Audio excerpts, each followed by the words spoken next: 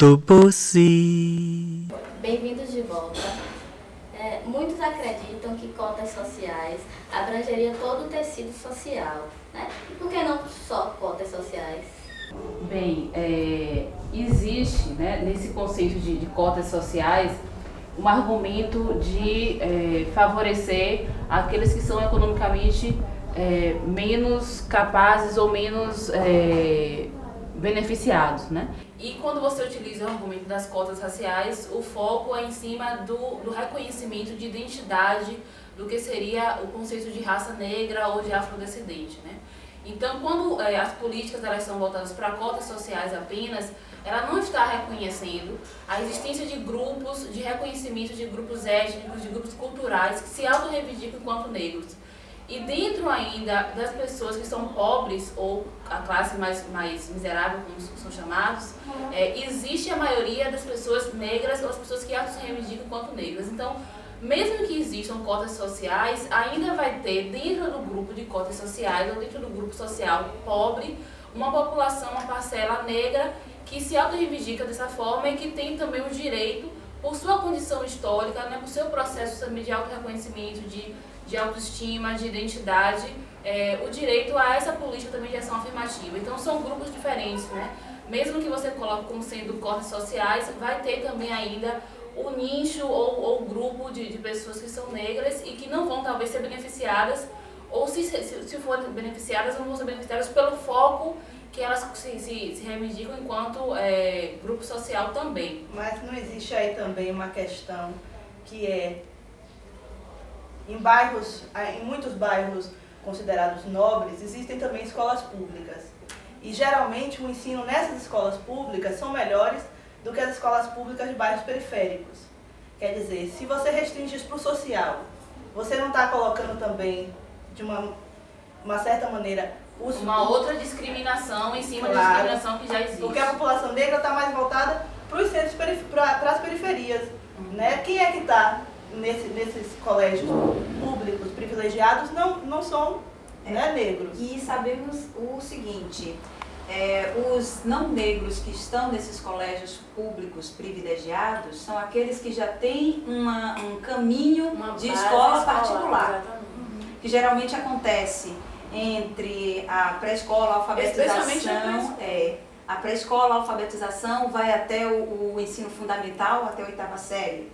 Aí o que acontece? Muitas vezes, esses pais de classe média, porque a de classe alta não vai para a escola pública, no ensino médio, o valor fica um pouco pesado, digamos assim. Então o que eles fazem? Eles colocam os seus filhos nessas escolas um pouco melhores desses bairros privilegiados. Porque eles não vão colocar os seus filhos, por exemplo, em escolas de bairros periféricos. Quem mora na Pituba não vai colocar seu filho na escola do Cabula. Vai colocar no Rafael Serra Vale. Vai colocar naquele que agora não me recordo, no Thales de Azevedo. Que acontece votação não, eleição. Seleção, né? Para entrar nessas escolas, supostamente, dos bairros nobres. Seleção e indicação, né? Alguém tem que indicar, porque eu tenho um sobrinho que há anos tenta entrar numa boa escola pública e até hoje não consegue. Então esse sistema informatizado de matrícula é uma mentira também. É um engodo. Repare o conceito boa escola pública. Então, assim, dentro das políticas de Estado, né, políticas públicas do acesso à educação, você consegue reconhecer o que é uma boa escola pública e o que é uma má escola pública. E dentro da má escola pública, quem é que se beneficia, quem é o público-alvo da má escola pública, né? Então você tem como identificar isso facilmente pelo histórico das populações, tanto que moram nos bairros periféricos também, como independente de morar nos bairros periféricos ou não, mas enquanto também se sentirem desfavorecidos e prejudicados pelo ensino da má escola pública. Então, a questão social ela elimina aspectos sociais desse público, aspectos históricos desse público, ela simplesmente ignora esses valores. E assim, a questão social coloca a gente de novo fora na questão que de quem é privilegiado e quem não é privilegiado. Também deveria se chamar social, porque escola pública. É social pra quem? Pois né? é, que social é esse? Por que há uma resistência a cotas raciais? Porque aí a reserva de vagas nas universidades públicas bate de frente com a classe supostamente dominadora. Os filhos deles se sentem ameaçados em perder as vagas nas universidades públicas, que é uma questão muito, como eu posso dizer, dolorosa não, pra gente, porque quando a gente entra na universidade pública, nós somos tratados como cotistas, como se fosse uma parte diferenciada que não fosse capaz. Alguém fez um favor. Fez um favor, entramos pela janela, pelo comungó, assim que eles se referem aos cotistas. Eu vi uma matéria há pouco tempo, eu vi uma matéria há pouco tempo e um estudante não cotista deu uma entrevista e ele falou assim, porque assim também é fácil, né? Quer dizer que eu tenho que me acabar de estudar, mas aí vem os estudantes negros, né, e podem entrar pelo sistema de cotas. Ele falou, isso não é justo. E essa é uma afirmação pesada, porque o que é justo, né? Então, é justo que um estudante negro da escola pública termine o seu 3º ano do 2º grau e tenha que fazer 2, 3, 4, 5 anos de pré-vestibular em instituições voltadas, com um recorte diferente, tentando entrar numa universidade pública, paga com os seus impostos, os impostos dos seus pais. Enquanto ele, saindo de uma escola particular, praticamente já está dentro. Porque a preparação é diferente. E eu vou dizer assim, os meus estudantes não precisam de favor para entrar na universidade, não. Eles só precisam de um ensino de qualidade para que eles possam se desenvolver como qualquer outra pessoa.